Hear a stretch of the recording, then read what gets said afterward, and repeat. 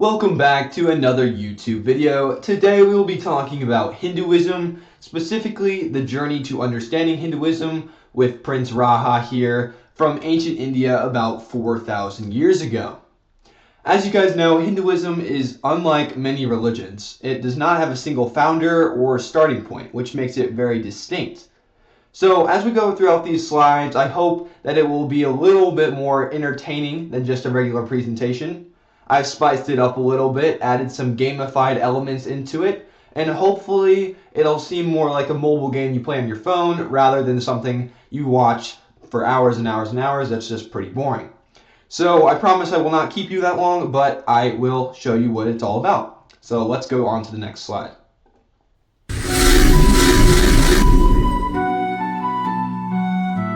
Okay, just a little bit more cooler to make it a little bit more like a game, we have some sound effects. So here on our starting page or our main menu, we have four main sections. First, we have the origin, which goes over historical beliefs and the historical background behind Hinduism and different historical events that happened leading up to it. The living way is meditation, practices, and deities of what Hinduism looks like. The three faces are the three gods that form the Trimurti, or the Trimurti, either how you pronounce it, doesn't matter. But anyway, these are the three faces, so we'll learn about here in a second. And the last pillar is the Great Divide, contrasting Hinduism and Christianity together. So we'll look at that at the end. So first, let's look into the origin.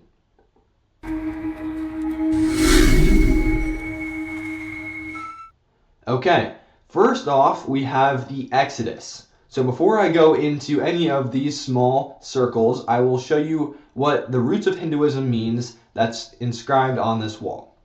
So Hinduism, like I said, had no single founder, but grew from a fusion of local Indus Valley traditions. That's where Hinduism really got its foot in the game. That's where it started and grew from early traditions and oral speakings to what the religion we have now today is. So local Indus Valley traditions and Aryan influences during the Vedic period, which was around 1500 to 500 BCE, so before Christ. So the first one here, the first circle, is 1500 to 1200 BCE. So this was about the time frame of the Exodus in the Bible in Exodus, during the time Hinduism got its foot in the game. So we'll kind of see how these two compare.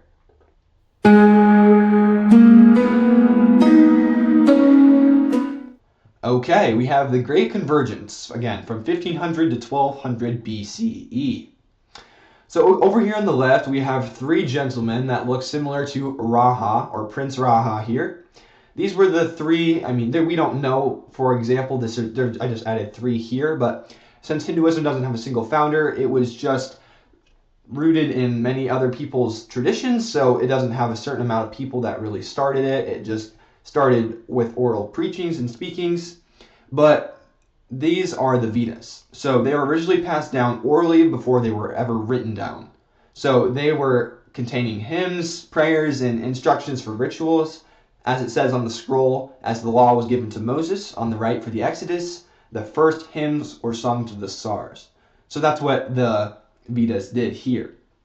So these rituals were performed to maintain harmony, and we'll later find out that that is called dharma. And they did this during fire sacrifices and offerings that they offered to their gods and to deities during this time. So here on the right, we have the Exodus. We have the Exodus that we know of in, obviously, Exodus in the Bible. So we know that Moses led the Israelites out of Egypt. So that's about the same time that Hinduism was starting along. So let's click his forehead, this golden star here. Okay, we've looked at the Exodus. Now we're on to the kingdom connection. This is about 1000 BCE. Okay, so we have here on the left labeled the Kingdom of God. As you can see, it's a pretty mighty city, and that mighty city symbolizes Jerusalem at this point. And the person you just heard playing that harp is King David, the current leader of Israel during this time. While on the right, we have the Order of Man. And the Order of Man, if you don't understand what that means, is the society, or the Hindu society, developing religious social structure. So with this building here, as you can see, there are 3 different layers, or 4 if you want to say. There are 4 different layers, and this is symbolizing, or an early symbol of the Vedas, or the Vedas Varna system, the caste system. So that's what this is supposed to symbolize over here. So anyway, each person, though, in this system was supposed to fulfill their role in society faithfully. So from the bottom of the barrel roll to the top of the top, they all have different roles in society, and they were supposed to fulfill one's duty in the universe to maintain cosmic balance or harmony. So a person's spiritual progress was like closely connected to how they lived according to their assigned role. So again, the bottom of the barrel have a different role as farmers than the top of the top as the throne, king, whatever you want to call him. So it depended on what era they were in. So let's go back to the main page. Okay, I'll come back to this prophetic connection in a minute. I'll give you a brief overview in just a second. But let's skip to the epic period. So this is about 750 to 500 BCE.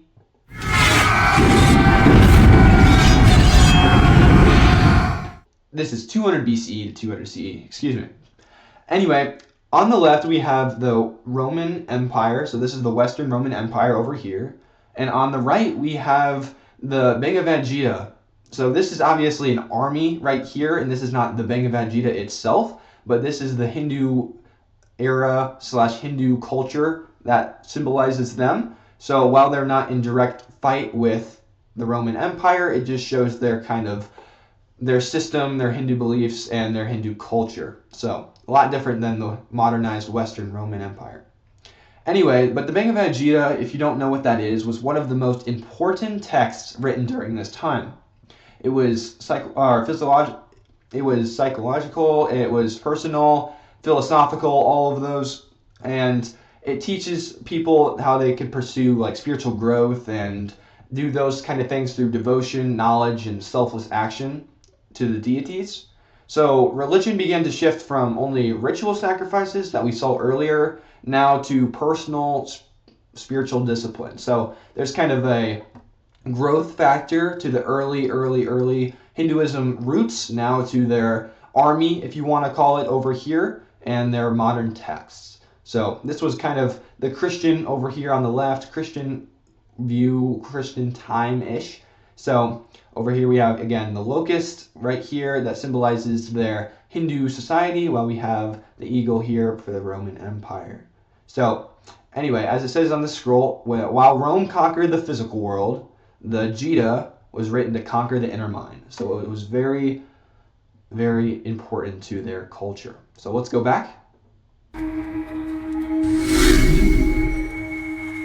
Okay, and last but not least, we have the Golden Age. So as it is stated in its name, this is pretty much the peak or the most important time during the Hindu culture. This is when Hinduism really started to root and really started to gain a lot of popularity.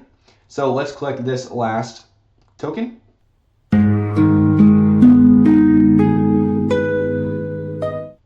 Okay, we have this page here. We can see on the left that the Roman, or the Western Roman Empire, which is different than the Roman Empire, the Western Roman Empire was beginning to collapse. As you see that the Colosseum was breaking and it's in ruins. But over here on the right, when the Hinduism or Hindu culture began to thrive, they were in the golden state with architecture, and the culture was basically at its peak. So this is again when Hinduism reached its like top popularity point. So there's a stark difference between the collapse here and the flourishing architecture here on the Hindu culture. So let's go back.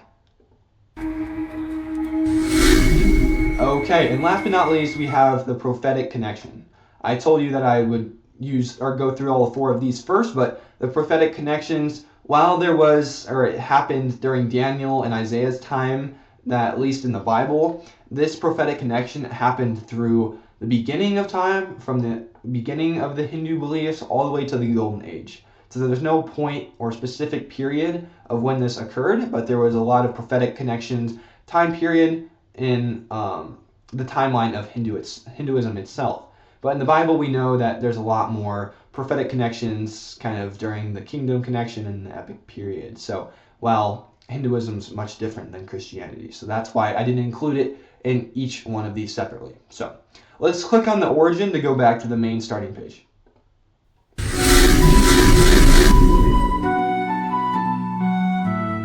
Okay, now that we've looked at the origin, let's move on to the living way.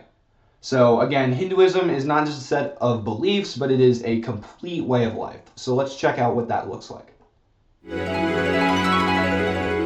Okay, we have Prince Raha here opening a golden pulsing book. We're going to check this out, see what the book has to say about the broken cycle down at the bottom. We'll see what it has to say.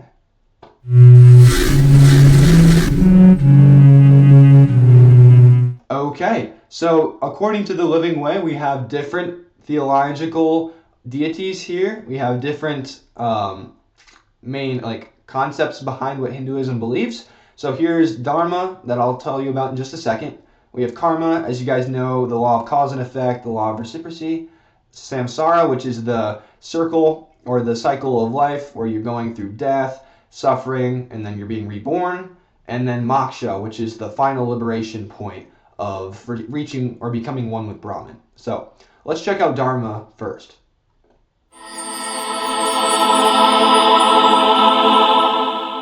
Okay, here we have Dharma, and it says on this scroll, Dharma is the moral glue of the universe. It is the belief that living a good life, so whatever that may be, means fulfilling the specific social and religious duties assigned you by birth to maintain cosmic balance.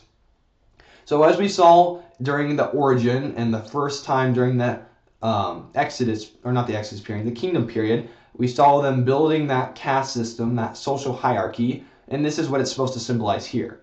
So maintaining Dharma was not just about doing good things, but it was about doing the role and responsibility that you had and the duties you had at the certain role that you were at that time. So as you see here at my cursor, this guy is a farmer, so that's kind of the bottom of the barrel. Even though he's super important to culture and super important to life here, he's not necessarily rated the highest on the chain or on the social chain. And then as you work your way up with these different platforms, you get to the highest of highest, and here's like the throne room important king, or whoever you want to call it at this point. So each of these different people have different roles, whether that be, again, from the bottom of the barrel here as a farmer or to the throne room at the top. But there was definitely needed for every single person here to do their certain job to keep order or dharma in the universe. So let's click him and check, go back.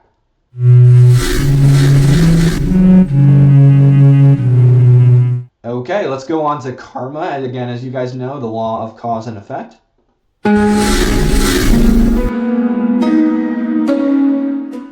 Okay, so Hinduism, like I said before, is not necessarily just a set of beliefs, but it's a complete way of life. And one of those ways of life is meaning that there is action and there's consequence. So as in anything, if you do something good, you'll be rewarded with something good. And if you do something bad, you'll be rewarded or cursed with something bad. So that's kind of what they held on to. And we, again, if you do something good, that doesn't mean, or if you're a good person, that doesn't necessarily mean good things are going to happen to you, and vice versa. So let's look into what karma has to say when we look into Hinduism. So let's click on the good deed and let's do the good thing first.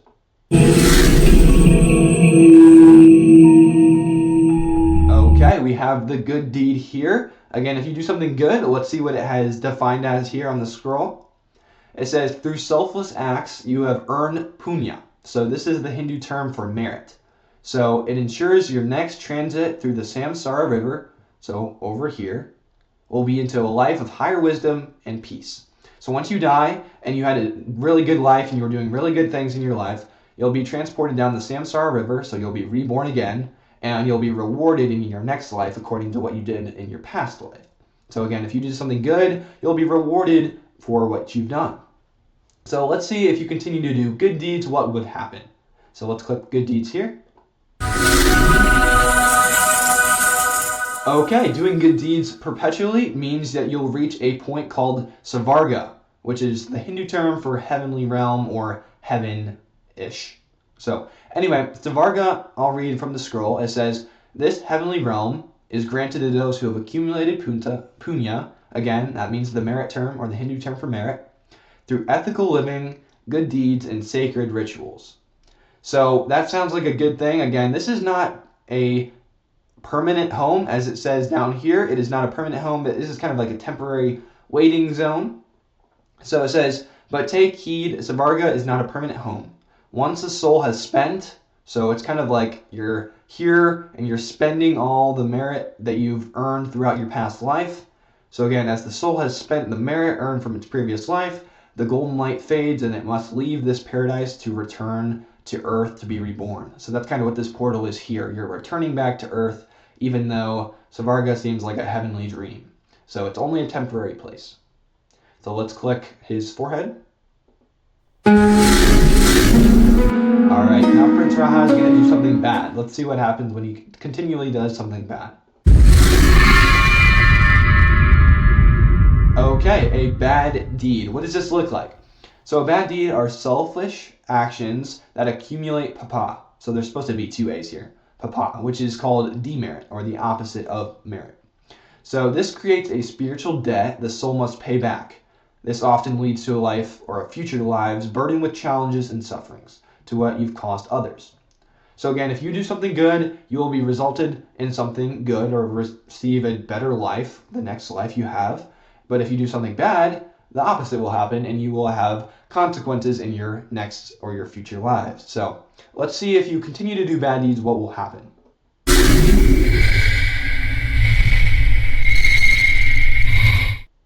Okay, once doing bad deeds over and over and over again, you reach a point called Naraka. So Naraka is a temporary purgatory, and as we know, kind of from Catholic culture or Catholicism, purgatory is kind of like a cleansing area where you clean out all the sins so that you can be made holy or righteous. So that's kind of what this is, or it's pretty similar to what that is in Catholicism. So anyway, it is for those who have accumulated papa or demerit through harmful actions. So doing bad things results in bad things. So once the soul has been sufficiently cleansed and its karma is balanced, the debt is cleared and the soul is sent back to the samsara river. So that's where you're again reborn. So you'll be reborn to earth for another chance at life. So that's kind of where this portal leads to. Even though there's not necessarily a river here, that portal is leading you back to earth. So let's click on this pulsing book to see what he has to say. Go back. Okay, let's click these coins that are pulsing back and forth.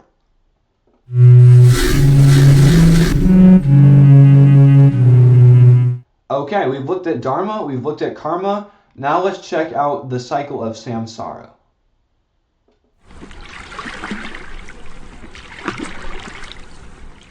Okay, we reach a point of samsara. As we know, that's kind of the cycle wheel from starting from birth, suffering, a cycle of suffering to death, and repeat over and over and over again, kind of like this wheel here. So even though it says reincarnation down here, it basically means the same thing. You're reincarnating into different lives, and you live lives over and over and over again until you're one with Brahman. So again, the cycle of death, birth, death, and rebirth, and according to Hindu belief, the soul is reborn after death. So let's check out what this has to say on the scroll. So in Hinduism, the body is merely a suit of clothes that clothe the eternal soul, which is called Atman, and it discards and replaces repeatedly until it has learned every lesson the physical world has to offer. So you keep going through this cycle over and over and over again until you have been cleansed enough and have accumulated one's karma and good karma that it will be balanced out and that you will live a better life and become one with Brahman and so forth. So again, you will avoid the cyclical cycle, and we will see how that looks in just 1 minute. So let's click on the boat here.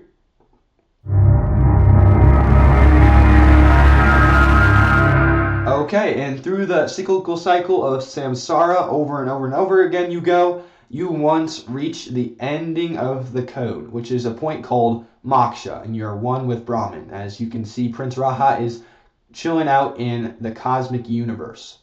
So anyway, moksha is the final liberation point where the soul, Atman, realizes it is one with the infinite and finally freed from the law of the loop. And as we know, the law of the loop is samsara, with the cycle over and over and over again.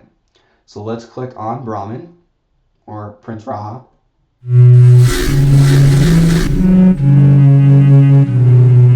Okay, so we've looked at Dharma, we've looked at Karma, we've looked at Samsara, and we've looked at Moksha. So now, knowing all of these four, let's click on his chest that is glowing and see if we can go back to the loading page.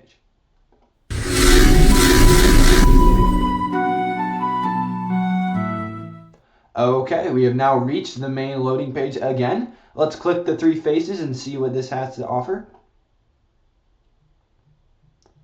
Okay, we have three different gods here that form the Trimurti right here. So these are the three gods of creation, preservation, and destruction. And these three gods are in responsibility to maintain cosmic balance through the universe. So that's kind of going with the law of the loop that I talked about in the infinite cycle of samsara. So that's what karma determines. So let's click on Brahma here as the creator and see what he has to say.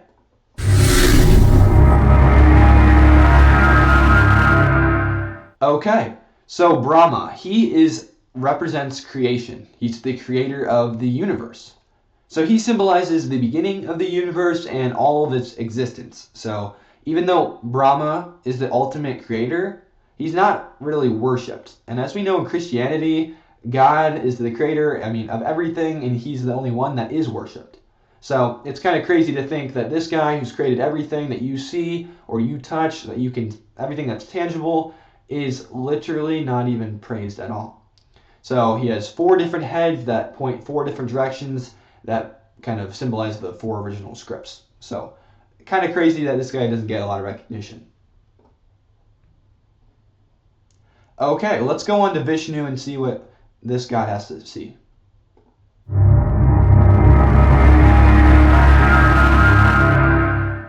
Okay, Vishnu represents preservation, and he's pretty much like the great preserver. That's his name.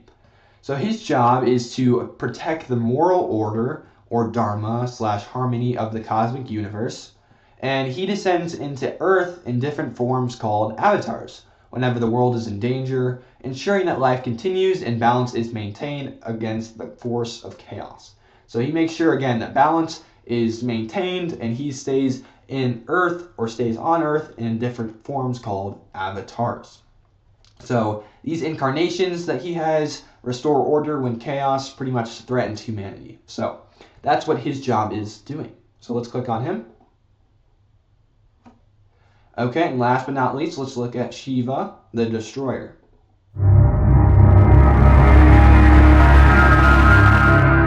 Okay, we have Shiva here, and as you can see, he doesn't look that intimidating, but he is one of the most intimidating gods there are, at least according to Hindu beliefs. So even though he doesn't mean to come across as an intimidation, he is, because his name is literally the destroyer. So Shiva represents destruction, but yet he represents transformation. So he removes the old world, ego, and ignorance. So basically he cleanses all sin out of the world to make a new creation that is holy, righteous, and fit for, just righteousness, I guess, and holiness. So while his role seems fearsome, again, intimidating, it is a necessary act of mercy that clears away the illusion or a sin of the world, which is called Maya. So this helps the soul finally reach liberation and unity with the infinite. So if he wasn't to come down on earth, the world would be chaotic, it would be filled with sin, and the world would not be able to become one with the infinite, because they would never be able to be spiritually liberated because of the sin that corrupts them, and their karma meter would be all the way in the negatives, and not a good thing. So let's click on Shiva. And that concludes the three gods that form the Trimurti. So let's go back to the main loading page and hit these Hindi words.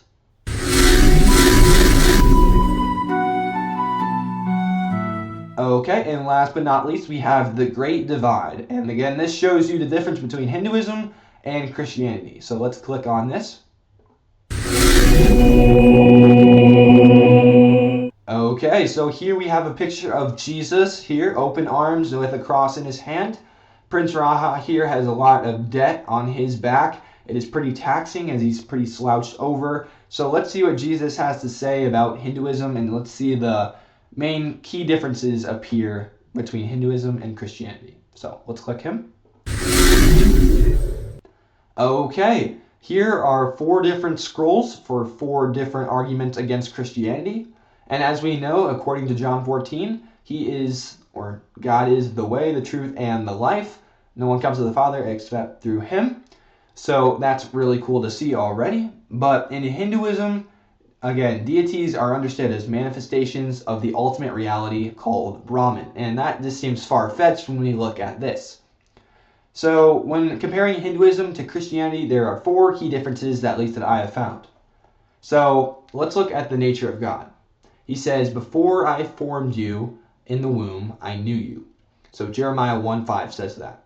So this shows that God is a personal God. He's not just a God that is a creator that just destroys the world and keeps going over and over again, that doesn't have any relation to man, or at least minimal relation to man, but God is something or someone who is very personal with one another, or with us, knowing every hair on our heads, and is really loving towards us. So he is definitely a personal God in that way. So that is definitely something that Hinduism contrasts with Christianity. We look over here at the timeline, and you may be wondering what this has to do with anything, but in Christianity, the timeline is pretty much linear. It goes from starting point to ending point. So according to Hebrews 9:27, it says, "It is appointed for man to die once, and after that to face judgment." So you start at birth, you go throughout your life on a line. You don't go through a circle or a circular motion.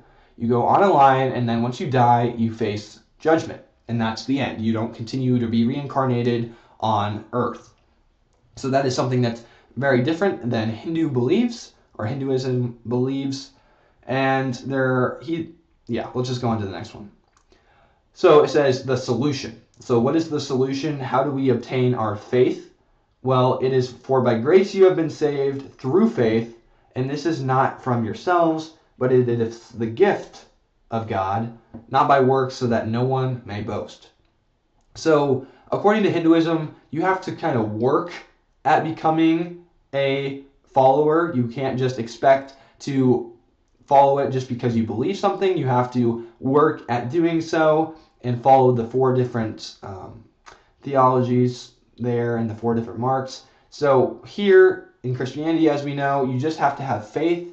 While good works definitely support your faith, that is not what saves you in general. So that's something that is pretty different with Hinduism. And the final one we have is the goal.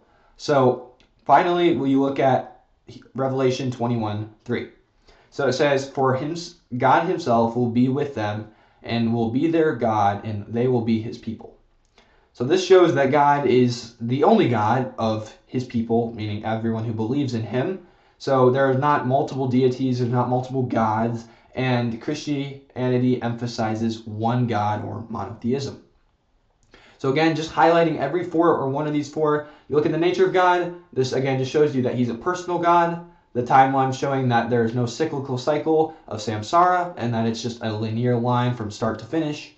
The solution shows that our faith comes from believing in God rather than our works alone. And the goal ultimately is that God will be with his people, showing that he is the only God of this religion, or of Christianity. And this shows that we are monotheistic.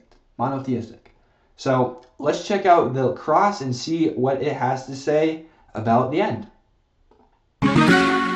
Okay, we ended on a victory. So I hope you guys enjoyed that. I hope it was a little bit more engaging than just a regular presentation, but hopefully you got something out of that and were able to enjoy it. So I'll catch you guys